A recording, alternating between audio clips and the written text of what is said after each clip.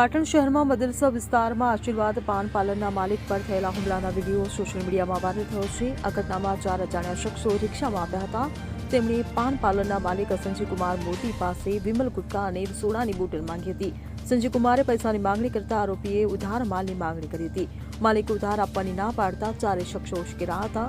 જે બાદ આરોપીઓએ હાથમાં ધોકા, ઈંટ અને પાઇપ લઈને સંજયકુમાર અને તેમના સાથી પર હુમલો કર્યો હતો. આ દરમિયાન દુકાનમાં તોડફોડ પણ કરવામાં આવી હતી. આ મામલે પાર્લર માલિકે 4 અજાણ્યા ઇસમો વિરુદ્ધ એ ડિવિઝન પોલીસ સ્ટેશનમાં ફરિયાદ નોંધાવી છે. ત્યારે આ ઘટનાએ વિસ્તારમાં ભયનો માહોલ સર્જ્યો છે. જિલ્લામાં હત્યા, લૂંટ અને મારપીટ જેવી ઘટનાઓમાં વધારો થયો છે. સ્થાનિક લોકોમાં પોલીસ કાર્યવાહી અંગે પ્રશ્નો ઉઠી રહ્યા છે.